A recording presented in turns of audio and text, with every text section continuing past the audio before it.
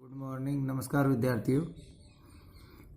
जैसा कि कल हम वैदिक विधि में गुणन संक्रिया पढ़ रहे थे, आज हम उसके आगे भाग संक्रिया का अध्ययन करेंगे। भाग संक्रिया में हम 3 विधियां दी गई हैं। एक विधि है सूत्र निखिलम विधि, दूसरी है परावर्ती विधि और तीसरी है ध्वजांक विधि। तो सबसे पहले हम सूत्र निखिलम विधि का अध्ययन करेंगे। यह विधि तब अधिक उपयुक्त रहती है जब हमारे भाजक के अंक 5 से बड़े अंक होते हैं। तो सबसे पहले इसका एक उदाहरण लेते हैं और समझते हैं कि सूत्र निखिलम विधि द्वारा भाग संक्रिया किस प्रकार पूरी की जाती है। तो यहाँ मैंने एक संख्या ली है 1245 और इसमें से 93 का भाग देना है। तो इसके लिए सबसे पहले हम दिए गए स्थान को 3 खंडों में विभाजित करेंगे, 2 खड़ी रेखाएं खींचकर। फिर हम भाजक का निकटतम आधार भाजक 97, तो इसका निकटतम आधार ज्ञात करेंगे 100। फिर इसकी पूरक संख्या ज्ञात करेंगे, आधार माइनस भाजक यानी 100 माइनस 97 बराबर 03। अब हम जो हमने निर्धारित स्थान को 3 खंडों में विभाजित किया था, उसमें बाईं ओर से प्रथम खंड में भाजक लिखेंगे और भाजक के नीचे उसकी पूरक संख्या लिखेंगे 03। और तृतीय खंड में हम भाज्य के उतने ही अंक लिखेंगे जितने आधार में शून्य हैं। तो यहाँ आधार में 2 शून्य है, तो यहाँ तृतीय खंड में 2 अंक लिखेंगे 45 और शेष बचे हुए अंकों को मध्य खंड में लिखेंगे। अब हमें इसको हल करने के लिए सबसे पहले मध्य खंड के बाईं ओर से प्रथम अंक को योगफल के स्थान पर नीचे लिखेंगे और इस अंक का पूरक संख्या से गुणा करके दूसरे अंक के नीचे से लिखना प्रारंभ करेंगे। तो 1 को 03 से गुणा किया तो 03 प्राप्त हुआ, तो इसको एक अंक छोड़कर दूसरे अंक के नीचे लिखना प्रारंभ करेंगे तो 03। अब हम दूसरे अंक के नीचे के अंकों को जोड़ेंगे, अभी तीसरे अंक के स्थान के अंकों को नहीं जोड़ना है। तो दूसरे अंक स्थान के अंकों को जोड़ने पर हमें प्राप्त हुआ 2। फिर इस 2 को पूरक संख्या 03 से गुणा करके लिखेंगे, इस अंक को छोड़कर इसके आगे वाले अंकों के नीचे। तो 2 को 03 से गुणा किया तो 06। इस प्रकार यह प्रक्रिया हम तब तक करेंगे जब तक अंतिम अंक के नीचे तक संख्या प्राप्त नहीं हो। अब हम इनका योगफल करेंगे, 5 और 6 11, 4 3 7 और 1 हासिल वाली 8। इस प्रकार मध्य खंड में लिखी हुई संख्या भागफल और तृतीय खंड में लिखी हुई संख्या शेषफल। अतः भागफल 12 और शेषफल 81 प्राप्त हुआ। यदि शेषफल भाजक से अधिक हो तो संशोधित शेषफल ज्ञात करने के लिए इसमें से हम भाजक को घटा देते हैं। इसी सूत्र निखिलम विधि को और अच्छे से समझने के लिए मैं आपको एक उदाहरण और बताता हूं। तो यहां मैं एक संख्या लिख रहा हूं,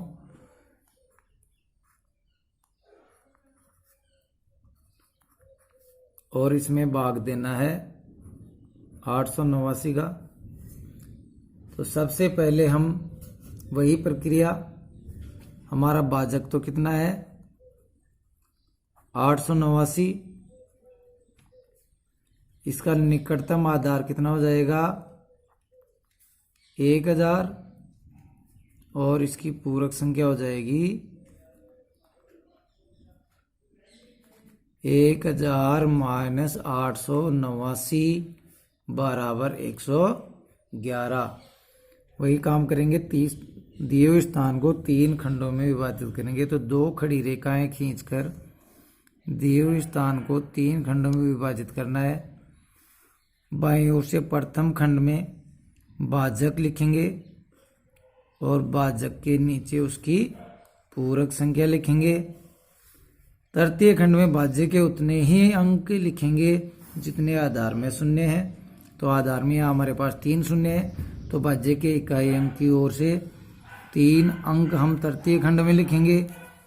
शेष बचे हुए अंकों को मध्य खंड में लिखेंगे। तो 111 मध्य खंड में लिख दिया। और अब हम मध्य खंड में लिखे हुए अंकों को बाईं ओर से प्रथम अंक को योगफल के स्थान पर लिखेंगे। तो योगफल के स्थान पर 1 लिखा। 1 को हम पूरक संख्या से गुणा करेंगे, तो 111 से गुणा किया तो 111 प्राप्त हुआ। उसको एक अंक छोड़कर आगे वाली संख्याओं के नीचे लिखेंगे। तो यहाँ हमने 111 लिखा। अब हम दूसरे स्थान के अंकों को जोड़कर नीचे योगफल के स्थान पर लिखेंगे। अभी आगे वाले स्थान के अंक को नहीं जोड़ना है। तो 1 और 1 2। फिर इस 2 को हम पूरक संख्या से गुणा करके तीसरे स्थान के अंक के नीचे से लिखना प्रारंभ करेंगे। तो 111 को 2 से गुणा किया तो 222। फिर हम तीसरे स्थान के अंक को जोड़कर नीचे योगफल के स्थान पर लिखेंगे। तो 1 और 1 2 और 2 4। अब इस 4 को हम पूरक संख्या से गुणा करेंगे तो 444 प्राप्त होगा। और इसको हम चौथे अंक के नीचे से लिखना प्रारंभ करेंगे। और यह प्रक्रिया तब तक चलेगी जब तक अंतिम अंक के नीचे संख्या प्राप्त नहीं हो जाए। तो यहाँ हमारे अंतिम अंक के नीचे तक संख्या आ गई है। अब हम इनका योगफल करेंगे। तो 4 और 4 8, 3 2 5 और 4 9, 4 2 6 और 1 7। इस प्रकार मध्य खंड में 124 हमें भागफल प्राप्त हुआ और तृतीय खंड में हमें 798 शेषफल प्राप्त हुआ। इस प्रकार मैं उम्मीद करता हूँ कि आपको सूत्र निकलन विधि द्वारा भाग संक्रिया अच्छे से समझ में आई होगी। अब हम सूत्र प्रावर्त विधि द्वारा भाग संक्रिया का अध्ययन करेंगे। सूत्र प्रावर्त विधि।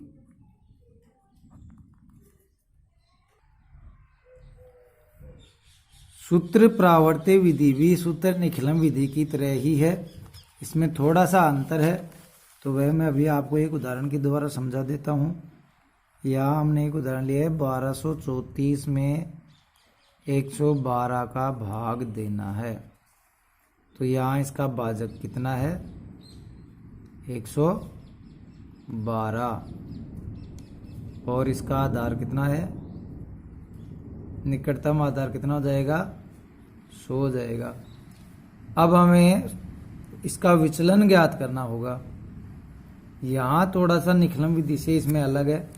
उसमें हमने आधार में से भाजक को घटाया था और यहाँ हम भाजक में से आधार को घटाएंगे। तो भाजक कितना है? 112 और आधार कितना है? 100। तो यहाँ कितना प्राप्त हुआ?